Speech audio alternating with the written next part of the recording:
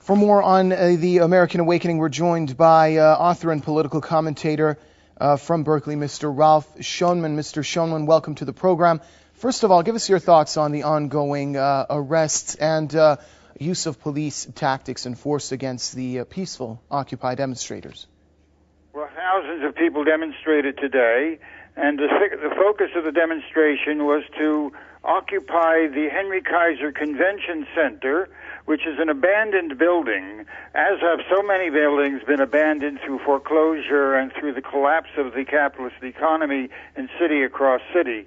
And the Occupy protesters want to reclaim that building and turn it into a social center. It's emblematic of the demand that housing be restored, that cities be rebuilt, that the enrichment of the financial oligarchy in the United States be ended, and that the uses of our resources be applied to the redevelopment of our own society and for the benefit of working people.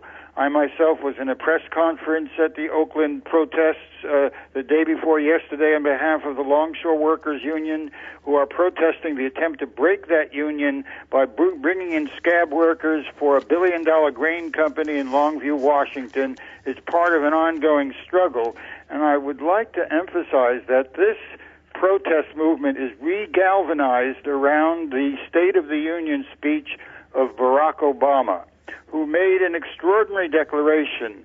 What is happening in Detroit, he said, will happen in other industries. He said the auto industry is back. It'll happen in Cleveland, in Pittsburgh, and Raleigh, declaimed Barack Obama. What is the significance of the State of the Union speech invoking Detroit? The manufacturing capital of the United States is a city that is now bankrupt, with poverty and unemployment over 50%.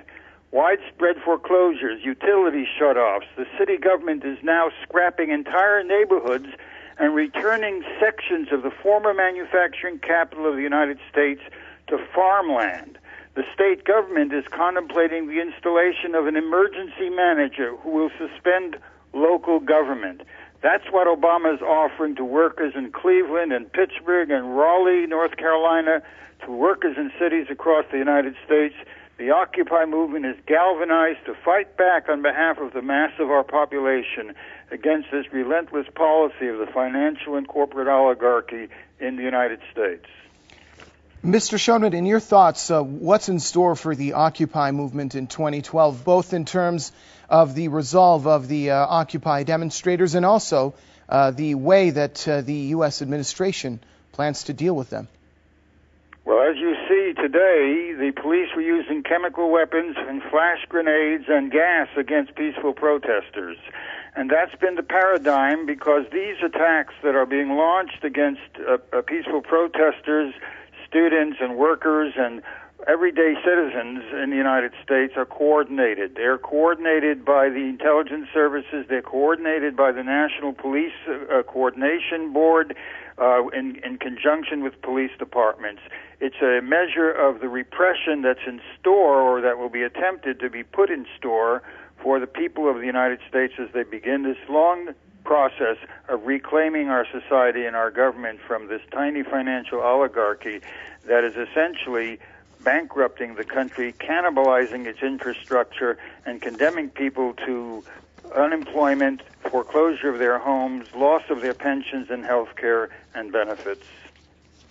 Many thanks, author and political commentator from Berkeley, Mr. Ralph Schoenman.